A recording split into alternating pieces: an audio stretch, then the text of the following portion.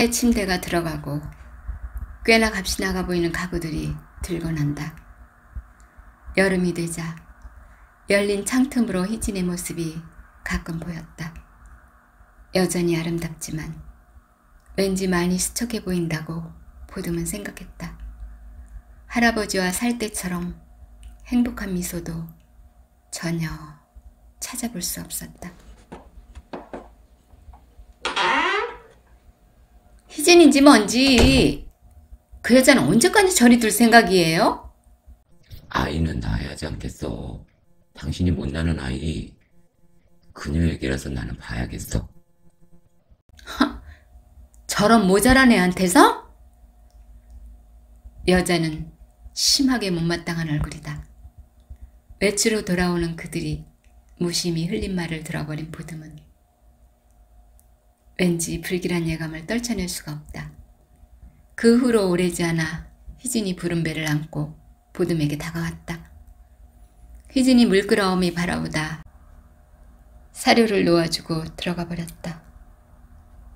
예전처럼 이야기도 나누고 싶고 희진의 손길이 그리운 보듬은 뒤뚱대며 들어가는 뒷모습을 보며 눈물을 흘렸다. 나가! 얼굴만 반반해가지고서? 앙칼진 목소리와 함께 현관문이 열리고 부른 배를 안고 문 밖으로 떠밀려 놨다. 단풍나무 아래 쪼그리고 앉은 희진이 훌쩍거렸다. 그 모습을 지켜보는 마음이 갈갈이 찢겨지지만 지켜볼 수밖에 없는 보듬은 안타깝다. 아휴, 저러니 안에서 무슨 일을 당하고 사는지 안 봐도 뻔한 일이지. 나쁜 애 같은 이라고. 하나 둘 나뭇잎이 옷을 벗기 시작하던 날 출근했던 서강민이 헐레벌떡 돌아왔다. 조금만 참아 희진. 강민이 희진을 안고 현관문을 밀치고 나갔다. 아기를 낳으려나? 보듬이 그런 희진을 보며 안절부절 못하는데 강민이 희진을 차에 싣고는 휑하니 가버렸다. 험살은 모지리 같은 년. 그깟 애 낳는 게 무슨 대수라고? 여자가 입술을 실룩대며 현관문을 쿵 닫았다. 이 여자야, 네가 애 낳아봤니?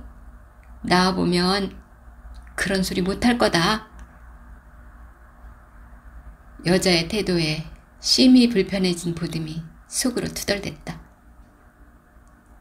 강민이 희진을 업고 헐레벌떡 나간 3일 후 아이와 희진을 앞세우고 돌아왔다. 보듬은 희진을 보자 눈물이 핑 돌았다. 보고 싶다. 희진의 아이. 예쁜 희진을 닮았을까? 내가 정말 희진의 엄마였다면 얼마나 좋을까? 저 예쁜 아이를 내 품에 안아보고 냄새도 맡아볼 수 있을 텐데. 희진아. 보듬은 안타까운 마음으로 아이의 얼굴이라도 볼 수 있을까 발을 동동 굴러보지만 묶여있는 쇠줄은 보듬을 붙잡고 놓아주지 않았다.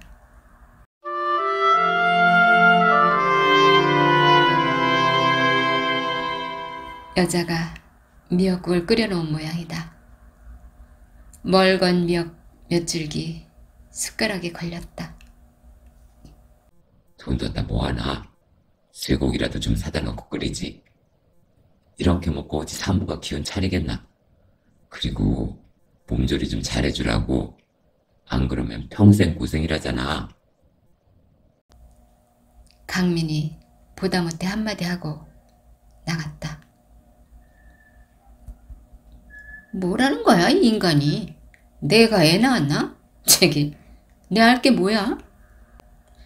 기저귀도 여기 좋은 거 구입해놨으니 빨아서 써. 아기 옷이나 기저귀는 세탁기 쓰지 말고 따로 손빨래 해야 해. 그나저나 저 백치가 애나 제대로 기르려나 모르겠네. 아이고. 여자는 희진의 몸조리는커녕 더욱 부려먹었다. 이왕 빨래하는 거 이것도 함께 빨아줘. 여기. 희진이 빨래할 준비를 하자 산더미같이 쌓여있는 기저귀에 자신의 옷까지 내어놓는 여자는 말도 많고 잔소리도 많다.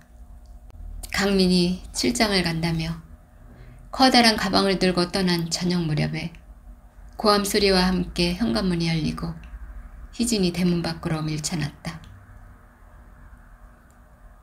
겨울 초입이라 날씨도 춥고 바람도 꽤나 세차게 불어 몇 입 남지 않은 낙엽이 떨어져 날리는데 양말도 신지 않은 희진이 맨발로 서서 대문을 두드렸다. 희진아! 희진아! 희진아! 애타게 부르는 보듬의 소리를 듣지 못하고 희진이 안을 향해 문을 열어달라고 손에 피멍이 들도록 두드리지만 문은 끝내 열리지 않을 기세다. 밤은 깊어가고 기온은 점점 떨어지는데 굳게 닫힌 대문은 열릴 기미가 없다. 저 집으로 아파오는 희진의 귀에 배가 고파오는 아기의 울음소리가 매달렸다.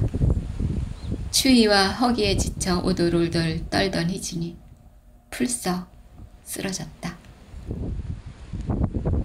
마음이 다급해진 보듬이 있는 힘을 다해 목줄을 당기기 시작했고 마침내 목줄을 묶은 말뚝이 뽑히고 보듬은 희진을 향해 달렸다. 희진아, 희진아, 희진아 정신 차려. 희진아 정신 차려. 정신을 잃고 쓰러진 희진을 안고 새벽을 보낸 보듬은 이 집을 떠나야겠다고 생각하다 잠이 들었다. 여보쇼, 여보쇼. 다음 날 지나가던 스님이 둘을 흔들어 깨우자 가까스로 정신을 차린 희진을 지그시 바라보더니 혀를 내둘렀다. 이런, 몸도 성하지 않구먼. 어쩌다 일이 된 거야? 겁살이야. 겁살을 지녀서 자네 팔자가 그런 것이네. 계속 이렇게 살려나? 아니면 날 따라가 부처님께 기회하려나? 가세, 가. 생각할 여지도 없네. 날 따라가자. 너도 함께 가자꾸나. 오돌오돌 떨고 있는 희진을 일으켜 세우면서 그 집을 잠시 바라보더니 또 다시 혀를 내둘렀다. 에휴, 무지한 인간이 저 죄를 다 어찌할꼬.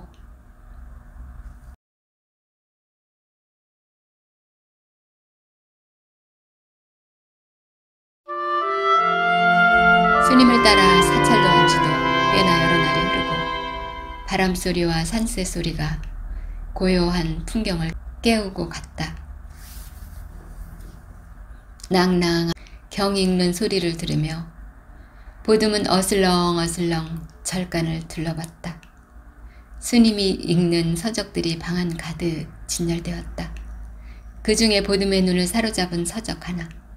보듬은 슬그머니 입으로 책을 뽑아내고 자신만 아는 곳에 두고 수련하기 시작했다. 스님의 정성어린 보살핌으로 기운을 되찾은 희진은 아이에 대한 그리움이 되살아나면 숲을 누비고 다녔다. 아, 물소리 참 좋다. 보듬아, 이젠 봄이야. 저기 진달래가 피었네. 저기 진달래가 피었네. 희진이 하얀 손으로 가리킨 곳은 깊은 계곡 낭떠러지다. 벼랑 끝에 분홍빛 진달래가 활짝 피어 한들대고 있다. 희진아, 저거 꺾어다. 올려야겠어. 보듬이 아래를 내려다보니 까마득하다. 안 돼, 위험해. 보듬이 소리치지만 이미 희진은 절벽을 조심스럽게 내려갔다. 말리기에 이미 늦어버린 것을 안 보듬은 마음을 조이며 희진을 지켜보며 무사하기만 바랐다. 약을 올리듯 바람에 살랑이는 꽃가지가 희진의 손에 닿으려는 순간 희진은 몸의 균형을 잃고 아래로 곤두박질 쳤다. 희진아! 아득한 절벽 아래 계곡물이 넘실댔다. 차라리 저 물 위로 떨어졌으면. 보듬이 절벽을 살펴보니 돌출된 부분이 많아 그곳에 떨어질 수밖에 없어 보였다. 그렇게 되면 큰 부상일 뿐만 아니라 자칫하면 목숨마저 잃을 것 같다고 다급해진 보듬이 주문을 내고 계곡의 바람을 불러 모았다. 그 바람이 희진의 몸을 사뿐히 물 위로 내려놓았고 얼떨결에 도수를 쓰고 기력을 모두 소진해버린 보듬이 희진이 떨어진 쪽을 향해 내려갔다.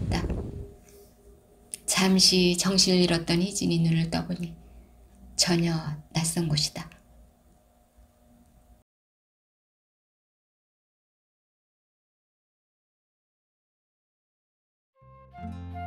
정신이 좀 드는가? 여긴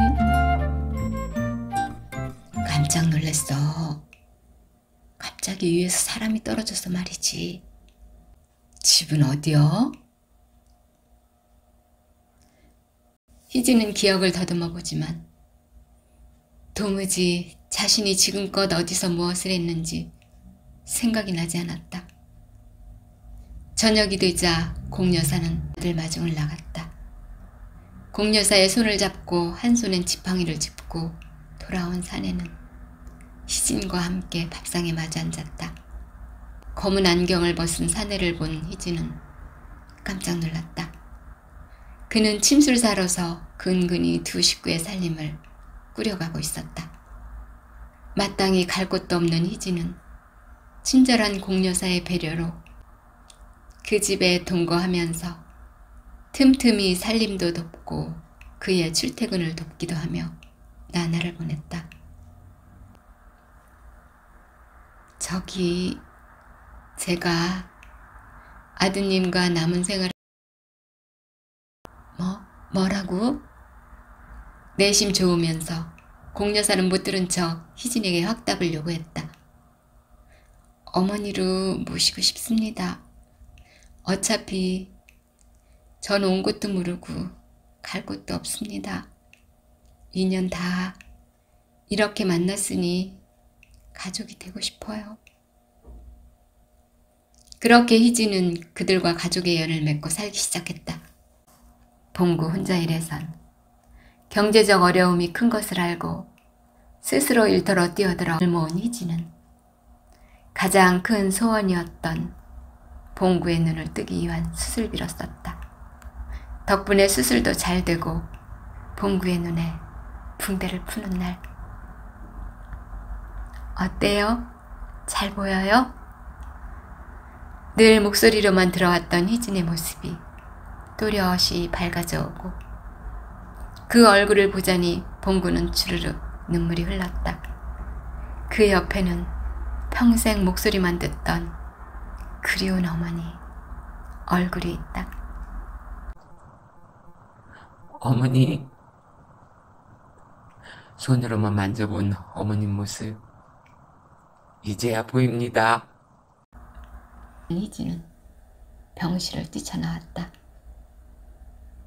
창밖을 보며 눈물을 훔치는 희진에게 봉구가 다가왔다. 고마워 여보. 이렇게 예쁘고 젊은 당신이 내 아내였구나. 비록 허름한 옷차림이지만 틈새를 비집고 내품는 아름다움을 보며 이 여자가 내 여자였구나 눈물을 쏟았다. 고마워 당신. 그동안 고생 많았지? 그렇게 희진에게 행복은 다시 찾아오는 듯 했다.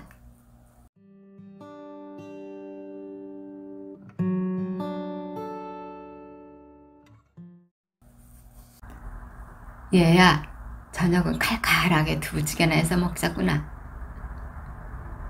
희진이 저녁을 하려고 얼려둔 오징어를 꺼내놓는 것을 본 공여사는 도로 넣으며 희진에게 두부를 사오라고 했다.